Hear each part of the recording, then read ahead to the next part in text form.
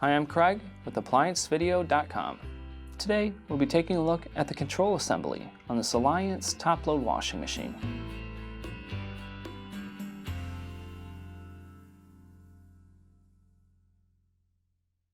Stop. Before beginning any repair, always be sure to disconnect the power to the appliance. It is also recommended to test the outlet for the proper voltage. Remember to also turn off the water.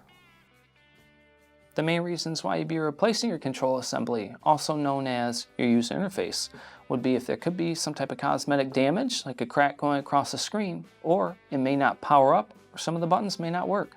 Now, click on the link below to view this repair video.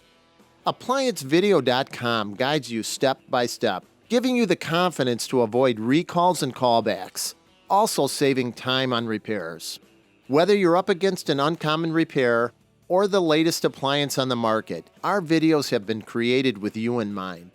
Our growing library of videos have been produced using our factory-certified technicians who have extensive infield experience over the past 30 years. ApplianceVideo.com provides high-quality repair videos that anyone can follow, regardless of their skill level. We are here to help. Click on the link below to view this repair video and let us help you do it right the first time.